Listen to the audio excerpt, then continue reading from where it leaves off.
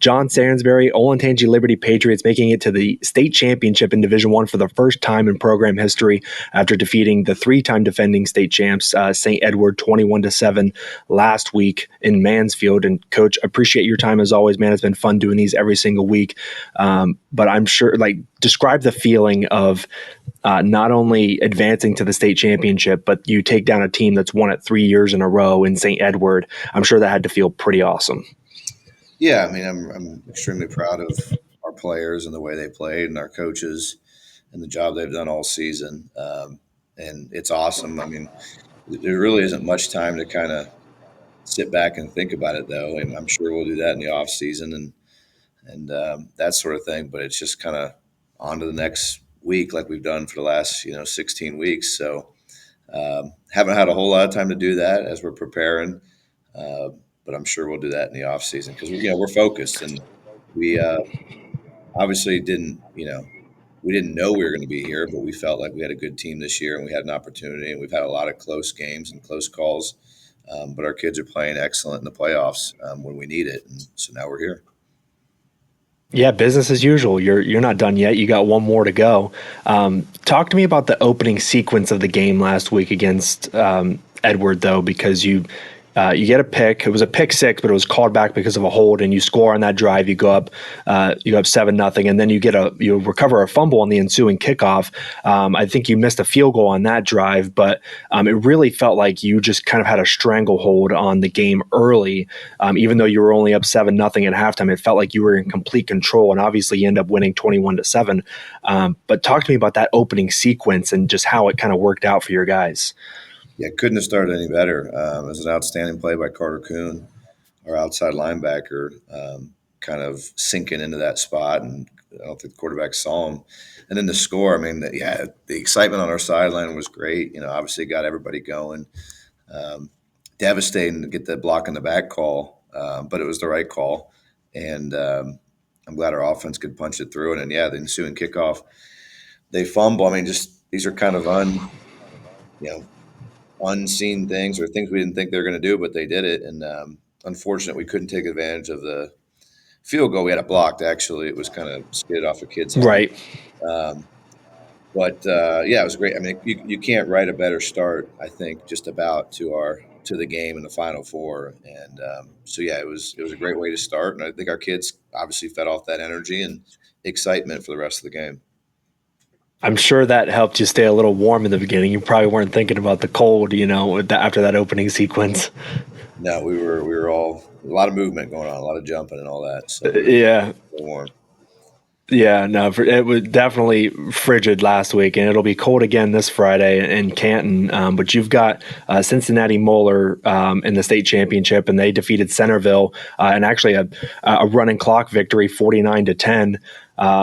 First, were you surprised by that result at all? I mean, obviously Moeller is a fantastic program, and they've, I think they're seeking their 10th state championship. Centerville, it's the first time they were in the Final Four since the early 90s. But two really good teams, and Moeller really dominated that first half, and obviously ended up winning in a running clock. Well, obviously, surprised to see a Final Four game, with the running clock. So that's, Cincinnati Moeller is an outstanding football team, and they have a very explosive offense and a good defense. And so, obviously, we watch that film very closely and the other films that we have.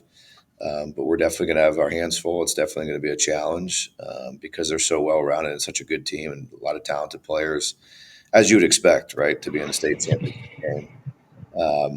But, we don't get too concerned with scores and that sort of thing. We just kind of look at what they do and what we do and try and put our guys in the best situation to be successful. Yeah, Andrew Leonard's a Mr. Ohio football finalist. Matt Ponatoski, their quarterback, is also a finalist, and he threw for over 400 yards in the first half, 6 touchdowns. I think one of those touchdowns was just a screen or something like that went 99 yards for a touchdown. But obviously, Matt is an outstanding quarterback, as well as your guy Andrew. But what challenges does he pose to your defense in terms of how you line up, what coverages you show, maybe what blitzes you bring? What challenges does he pose to you as a quarterback with his skill set? A lot of challenges. He's a very good quarterback.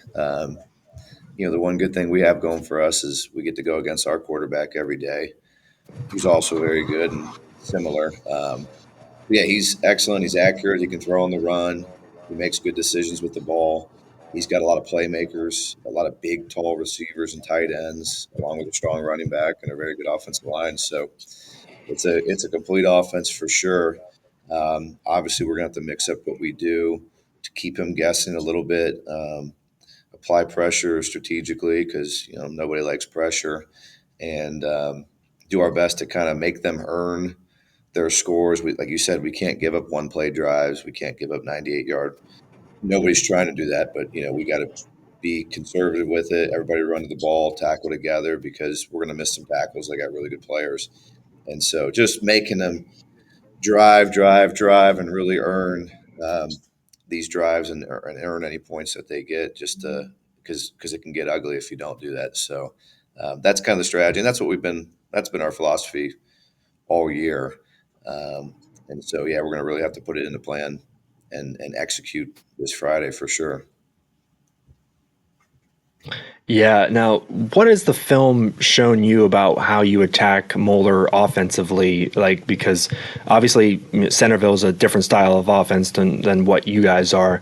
But is the film kind of lending itself to maybe you air it out with Andrew a little bit more, or is it's handoff to Jake and just let Jake run between the tackles or bounce outside and run the football? Is it balance? I mean, what has the film showed you about maybe what Centerville what Moeller did against Centerville to make that offense struggle?